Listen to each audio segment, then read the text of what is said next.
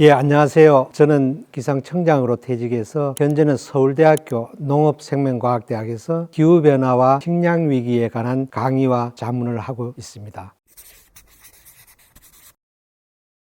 식량 안보라는 것은 바로 모든 사람들이 충분하고 안전하고 또 영양가 있는 먹거리를 언제든지 공급할 수 있는 것을 의미합니다. 식량 안보 지수가 높다는 것은 그 나라가 식량 위기에 대응할 수 있는 능력이 높다고 말할 수가 있습니다. 식량 주권을 포기하고 잘못된 산업화로 인해서 굉장히 심각한 식량 위기를 겪고 있는 대표적인 사례를 하나 말씀드리면요. 바로 우리 이웃에 있는 필리핀입니다. 지난해 필리핀에 새로 선출된 마르코스 대통령이요, 취임하고 첫 번째 얘기한 것이 바로 식량 안보를 강조하면서 농림부 장관을 겸임을 하고 있습니다. 필리핀은 적도 지역에 있어서 농업 생산성이 높고 1960년대만 해도 농업 선진국이었습니다. 근데 그 이후에 관광 위주의 산업으로 바뀌면서 많은 농가 밭이 골프장으로 변하고 그렇게 해서 벌어든 그런 수입으로 식량은 수입해서 살아왔습니다. 근데 최근에 베트남과 인도에서 기후변화로 인해서 생산량이 줄고 쌀 수출 중단을 선언하면서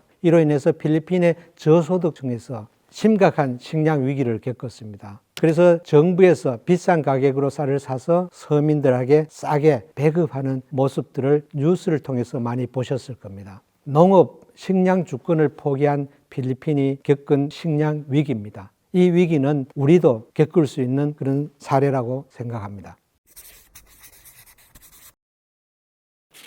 영국의 경제지인 더 이코노미스트에서 발표하는 식량 안보 지수가 2019년 우리나라가 29위였습니다. 21년에 32위, 그리고 22년에는 39위로 계속 떨어지고 있습니다. 특히 OECD 선진국 중에서 최하위를 기록하고 있습니다. 이 말은 선진국 속에서 식량 위기가 왔을 때 가장 먼저 식량 위기를 겪을 수도 있는 나라가 바로 우리 대한민국인 것입니다. 식량 안보 지수를 결정하는 중요한 요소 중에 하나가 바로 식량 곡물 자급률입니다. 곡물 자급률이 계속 추락을 해서 최근에는 20.2%로 한 80% 이상의 곡물을 수입하는 그런 나라입니다. 전 세계에서 식량 수입 7위국이 우리나라입니다. 근데 OECD 선진국의 평균 식량 자급률이 102%인데 우리나라는 20.2%밖에 되지 않습니다. 선진국 중에서 가장 낮은 자급률을 갖고 있는 그런 나라가 우리 대한민국입니다.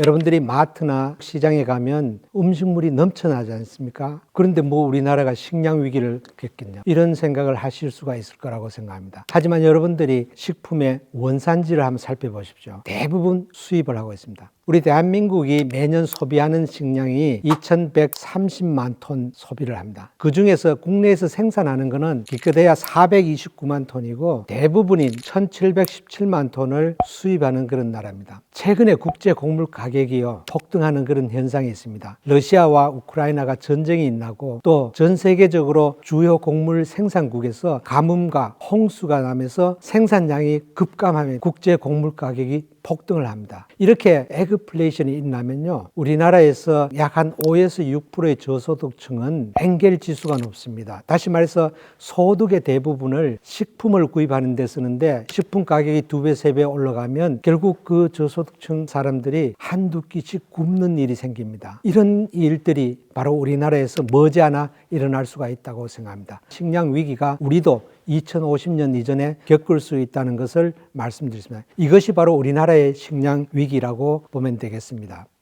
우리나라는 전통적으로 농업 선진국이었습니다. 그러나 20세기 들어와서 일제 식민지 시대를 거치고 해방이 되면서 우리나라는 세계에서 가장 가난한 나라였습니다. 보릿고개를 겪은 국민들에게 안전하게 식량을 먹일 수 있는 그런 국가의 정책이 1960년, 70년대에 나왔습니다. 그 정책의 일환으로 통일배를 만들어서 1977년에는 바로 식량 자급을 이루는 녹색혁명의 시대를 거쳐왔습니다. 이때를 지나서 1980년부터 지금까지 우리나라의 산업은 산업화 시대로서 자동차라든가 반도체, 그리고 철강 수출을 해서 번 외화로 농산품은 수입하는 것이 경제적인 이유에서 40년간 이어져 오면서 우리의 농업 정책은 잃어버린 40년이 되었습니다. 지금까지는 경제적인 측면에서 식량을 수입하는 게 저는 잘못됐다고 생각하지 않습니다. 그러나 앞으로 기후변화 시대에 우리가 안전하고 값싼 농산물을 언제든지 수입할 수 있다고 보장할 수가 없습니다. 우리 한반도는 세계 평균보다도 온난화가 2배나 빨리 일어나고 있습니다. 전 세계 지난 100년 동안 1도가 올라갈 때 우리 한반도에서는 1.8도, 거의 2배가 올라갔죠. 미래 시나리오에 따르면요, 2050년이 되면 우리 한반도는 산악지역을 제외하고 농사가 지을 수 있는 그런 대부분의 땅이 아열대화된다고 합니다. 제가 어릴 때만 해도 대구의 사과가 유명했는데요, 지금 포천까지 올라가 있습니다. 제주도에 재배되던 감귤, 한라봉이 김제까지 이제 재배가 되는 이런 시대가 되었습니다. 다음은 계절의 실종입니다. 1900년대 겨울과 최근의 겨울을 비교하면요, 무려 22일이나 짧아졌습니다. 그리고 여름은 20일 길어졌습니다. 이렇듯 기후변화로 인해서 계절이 실종이 되고요. 그 다음에 예로부터 우리 조상들이 사용해왔던 24절기의 농사력이 무용지물이 되었습니다. 이렇듯 우리 기후변화에 의한 식량 위기의 마지노선은 지구온난화 1.5도, 2도입니다. 지난해 나온 기후변화 협약 보고서에 따르면 2030년대 중반이 되면 1.5도가 될 거라고 전망을 하고 있고요. 2050년대 2도가 될 거라고 전망을 하고 있습니다. 이에 따라서 식량 위기가 2050년 이전에 우리나라도 겪을 수 있다고 전망하고 있습니다. 옥수수의 생산량이 1.5도 이상이 되면요, 거의 전 세계적으로 10% 이상 감소할 거라고 보고요. 3도, 6도까지 올라가면 30% 이상이 생산량이 줄어들 거로 전망을 합니다. 마찬가지 식량 자원인 어업 수확량도 역시 기온 변화에 따라서 줄어들 것으로 전망을 하고 있습니다. 이렇듯 전 지구적으로 기후 위험이 발생하고 있습니다. 열 스트레스의 폭염, 그리고 물 부족 현상, 그리고 식량 위기, 그 다음에 홍수와 같은 자연재해가 2도 이상으로 기온이 상승을 한다 그러면 무려 13% 이상 증가할 거라고 전망을 하고 있습니다. 농업은 기후 의존성이 아주 높은 산업입니다. 정부에서는 기후변화 대응과 식량 안보 차원에서 선제적으로 대응책을 마련해야 됩니다. 우리 식탁을 구할 수 있는 최후의 해법이 무엇이겠습니까?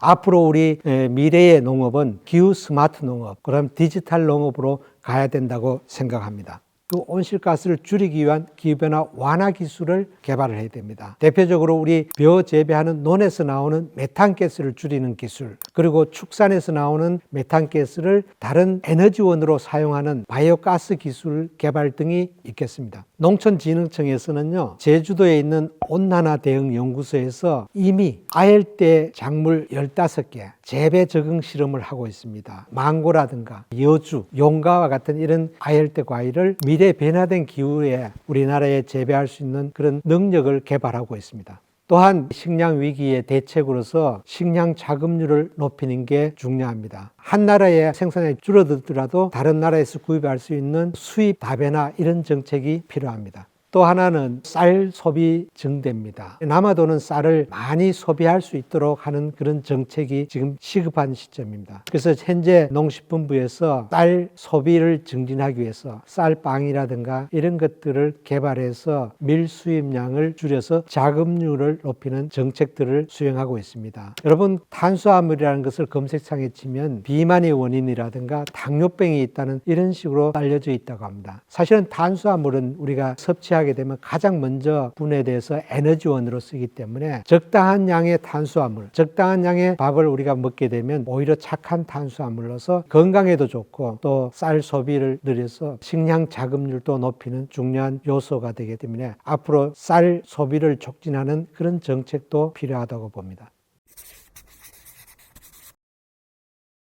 우리가 염려하고 있는 식량 위기는 기후변화하고 직결되어 있는 문제입니다. 온실가스 배출을 줄이는데 개개인들이 참여를 해야 됩니다. 환경공단 홈페이지에 탄소 중립 포인트제가 있습니다. 탄소 중립 포인트제에 가입을 하고 만약에 대형마트에 가서 종이 영수증을 받지 않고 문자로 영수증을 받게 되면 100원씩 적립합니다. 이렇게 해서 여러 가지 탄소 중립의 활동을 할 때 다 포인트로 적립을 해서 활용할 수 있도록 하는 그런 정책을 활용하고 있습니다. 앞으로 여러분들이 온실가스 줄이면서 불편함에 대한 보상으로 탄소 포인트제를 이용한다 그러면 그것이 바로 2050 탄소 중립을 실천하는 중요한 하나의 기후 행동이 되겠습니다.